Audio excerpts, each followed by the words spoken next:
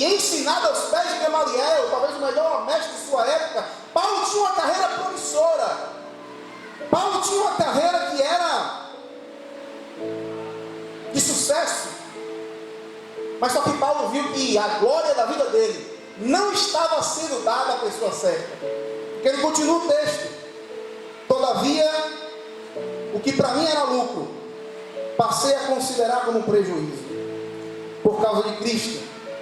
Mais do que isso, compreendo que tudo é uma completa perda, quando comparado à superioridade do valor do conhecimento de Cristo, o meu Senhor. Por quem decidi perder todos esses valores, os quais considero esterco, a fim de ganhar a Cristo, a ser encontrado nele, não por minha justiça que procede da lei, mas sim a que é outorgada por Deus mediante a fé, para conhecer Cristo e o poder da sua ressurreição e a participação dos seus sofrimentos, identificando-me com ele na sua morte, com o propósito de que, seja como for a ressurreição entre os mortos, nela possa estar presente.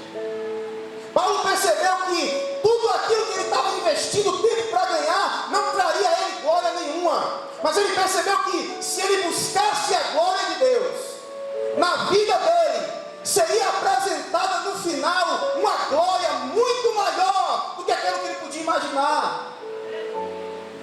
Porque ele mesmo disse: nada nessa vida pode se comparar com a glória que nos há de ser revelada. Porque hoje a gente vê a Cristo como por um espelho, um latão reluzente, uma sombra meio turva. Mas um dia o veremos face a face. Um dia poderemos vê-lo assim como ele é, em toda a sua glória, em todo o seu resplendor. Contemplar toda a sua glória sem limitações. E era por isso que Paulo começou a viver. Era com esse propósito que ele passou a viver. Eu vejo talvez as pessoas dizendo assim: Paulo, você largou uma carreira brilhante, deixou para trás o ministério de fariseu, você seria honrado, você seria uma pessoa respeitada em Israel. Aí ele diz aqui: tudo aquilo que para mim era coisa importante, eu botei como esterco para ganhar Cristo. Eu vejo Paulo chegando ali ao final do seu ministério, escrevendo a Timóteo. E talvez quando se aproxima a hora da morte, a pessoa fica triste. Mas ele não estava triste. Ele disse o quê? Combati o bom combate, Timóteo. Eu completei a minha carreira. Aquilo que ele colocou na minha mão, eu fiz. Agora a fé eu guardei, Timóteo. Porque eu sei que a minha coroa está reservada, e o justo juiz dará a mim, e não somente a mim, mas a todos quantos amam a sua vinda. Você quer ver a glória de Deus na sua vida? Seja fiel a Ele. Quer ver a glória de Deus se manifestar na tua vida? Seja fiel a Ele. Guarde os seus mandamentos, adore a Ele em espírito e em verdade, se esforce para parecer-se todos os dias mais um pouco com Ele. Queira se transformar, assim como Paulo disse: sejam meus imitadores, como eu sou de Cristo. Repitam as ações de Cristo.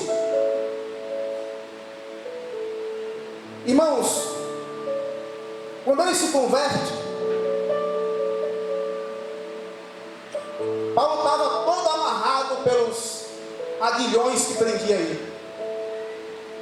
Quando o Senhor derruba ele do cavalo para dizer assim: Saulo, Saulo, por que me persegues? Quem és tu, Senhor? Eu sou Jesus, a quem tu persegues. E dura coisa é para você recalcitrar contra os aguilhões. O aguilhão era um instrumento de treino para aquele gado. E quanto mais ele resistia, mais aquele aguilhão feria. Eu acho que Saulo, ele passava o tempo todo se questionando por que é que ele levava cristãos para a morte e aquele povo se multiplicava cada vez mais. Ele não entendia que era a glória de Deus que trabalhava e operava pelo povo. Ele não entendia que quando esteve sendo apedrejado, ele ficou olhando para o céu, glorificando a Deus, e viu o Senhor assentado à direita do Pai.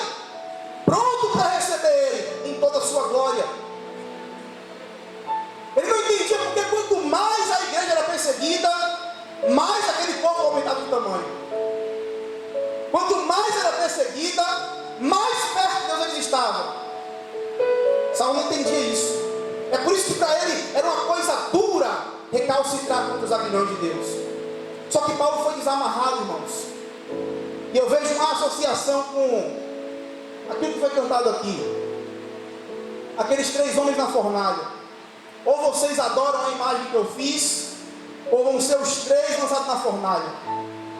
Ó rei, fique tu sabendo que se o Senhor quiser nos livrar, Ele vai fazer isso. Mas eu não troco a glória de Deus por imagem de escultura nenhuma.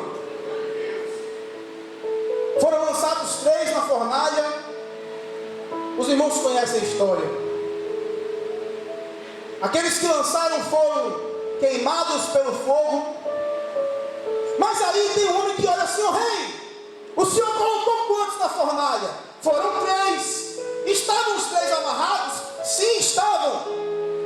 Pois eu vejo 4 homens. E um deles é semelhante ao Filho dos deuses.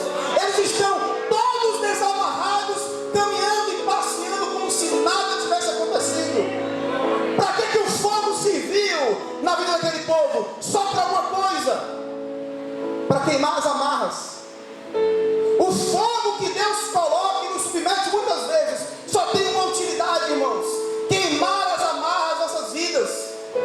Ele quer que nós estejamos livres para ver a sua glória, para poder andar em liberdade com o 4º homem, que me desprende, que me desamarra, que me deixa livre das minhas limitações, que me deixa solto, livre dos meus pecados. E Paulo, talvez pensando nessa história, perguntou assim: quando aconteceu o episódio, quem foi glorificado? Os 3 homens que foram fiéis? Não. O que foi que o rei falou? A partir de hoje, quem blasfemar o Deus desses 3 homens será esquartejado e a sua casa destruída. Porque eu nunca vi um Deus tão poderoso que opera pelo seu povo. Só porque eles foram fiéis, Ele entrou na fornalha e livrou do fogo, sequer cheio de fumaça, pegou em suas vestes. É porque desde a antiguidade não se viu e nem se ouviu de um Deus semelhante a esse, que trabalha em favor daqueles que nele esperam, que demonstra a sua glória. Mas agora, irmãos, quando a gente opera alguma coisa, de quem é a glória? É de Deus. Agora não foi dos 3 homens, agora não foi de Daniel que saiu da cova são e salvo. Quem colocou os leões para dormir, quem fechou a boca dos leões, foi Deus. É Ele quem opera tudo em todos. Então agora pertence somente a Ele. E aí, irmãos, Paulo tem algumas perdas em sua vida. Já li o texto de Filipenses capítulo 3. E talvez Paulo, ouvindo ali as pessoas assim: Paulo, a tua carreira é tão brilhante no farisaísmo. Talvez Paulo soltou aquela declaração: ó profundidade das riquezas, tanto da sabedoria quanto do conhecimento de Deus. Quão insondáveis, Senhor, são os teus caminhos, inescrutáveis são os teus juízos. Quem, pois, conheceu a mente do Senhor? E quem foi o seu conselheiro? E quem primeiro deu a ele alguma coisa para que ele venha a ser restituído? Porque dele, e por ele, e para ele são todas as coisas. Glória, pois, a ele eternamente. Amém. Mas Paulo continua com muitas perdas em sua vida. E continua sofrendo. Eu anotei um texto para não perdermos tempo procurando, depois você anota aí em casa, dá uma lida com calma. 2 Coríntios capítulo 11, versículos 24 ao 27. 5 vezes recebi dos judeus 39 açoites. 3 vezes fui espancado com vara, uma vez fui apedrejado, 3 vezes sofri naufrágio, passei um dia e uma noite exposto à fúria do mar, muitas vezes passei por perigos em viagens, perigos em rios, perigos em assaltos, perigos em meus próprios compatriotas, perigos entre os gentios, perigo na cidade, perigo no deserto, perigo no mar, perigo entre os falsos irmãos. Talvez por isso, escrevendo a Timóteo, ele fala assim: Timóteo, vem depressa ter comigo, porque Demas, amando o presente século, me abandonou. Ele se vê agora sozinho, abandonado, mas ele entende que a glória é de Deus. A glória não era dele. Ele diz que os sofrimentos que ele passou aqui não era para se comparar com a glória que nos há de ser revelada.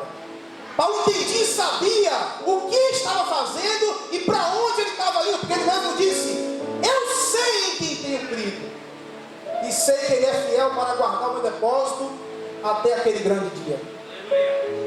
O texto continua: por diversas vezes fiquei sem dormir, passei fome e sede, muitas vezes atravessei longo período de jejum, suportei frio e nudez. Aí ele chega um dia que ele recebe um espinho na carne, um mensageiro do diabo para esbofetear ele. Aí ele vai orar ao Senhor 3 vezes pedindo para se livrar daquilo. Qual é a resposta? Paulo, a minha graça te basta, porque o meu poder se aperfeiçoa na tua fraqueza. Ô Paulo, você quer ver a minha glória? Então se submeta, deixa mais. Não foi dito aqui pela manhã que tem que ser de maneira sincera. Importa que eu diminua e que ele cresça. Então diminua, Paulo, e naturalmente você diminuindo, eu vou crescer em sua vida. Foi o que Tiago disse em sua carta: chegai-vos pois a Deus, e ele se chegará a vocês. Purifiquem as mãos, e vocês que são meio duvidosos, limpem o coração de vocês. Lamentem pelos seus pecados, chorem por eles, humilhem-se diante da glória do Senhor, e aí ele ao seu tempo nos exaltará. Mas primeiro eu tenho que me humilhar diante da glória de Deus, porque a glória pertence somente a Ele. E Paulo continua numa jornada com Silas, pregando em Filipos, expulsa um espírito de adivinhação e vai preso. Lá é açoitado, passa a noite no cárcere, mas resolve louvar o Senhor durante a madrugada. Acontece que um grande terremoto vem, abala o cárcere, derruba tudo. E aí o carcereiro tenta se matar, mas se converte. E ouve dizer de Paulo: crê no Senhor Jesus, e será salvo tu e a tua casa. E eu te pergunto mais uma vez: a glória foi de Paulo? O que foi que Paulo fez? Ele só fez cantar, ele só fez louvar a Deus diante da tribulação, diante do momento difícil. Quem abalou o cárcere, quem mexeu no coração do carcereiro foi Deus, foi o Espírito Santo, porque a glória dele não é de Paulo, nem de Silas, nem de Apolo e nem de ninguém. A glória pertence só a Ele. É Ele quem abala o cárcere, é Ele quem tira do fornalho do fogo, é Ele quem tira da cova dos leões, é Ele que desvira o barco, é Ele que livra da tempestade, é Ele que acalma o mar, é Ele que abre a porta e é Ele que fecha a porta. Então a glória é toda dele. Eu posso orar e interceder, mas se Deus não fizer, acabou, ponto final. Ele tem a primeira e a última palavra. Dizendo ele alguma coisa, dando alguma ordem, ninguém pode se colocar contra a palavra de Deus. Ninguém pode se opor a ela. Ninguém pode questionar ele, Criador de tudo e de todos. O que sustenta o universo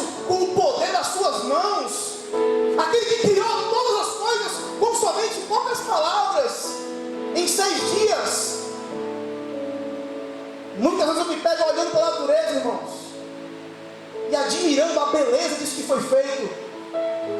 Como é que tudo funciona em perfeita harmonia? Como é que a vida é gerada da maneira que é? Como é que ele sabe, como é que o espermatozoide sabe como é que ele tem que fecundar o óvulo? Qual o caminho que ele tem que chegar? Como é que a criança sabe que tem que sugar o seio da mãe? A natureza demonstra que existe um Deus todo-poderoso, cheio de glória, controlando tudo. Não foi o pai e a mãe que ensinou a criança, nem foram eles que fizeram tudo isso funcionar em perfeita harmonia. Os cientistas se preocupam tanto com o asteroide caindo da Terra. É a rotação da Terra que ficou mais longa, mais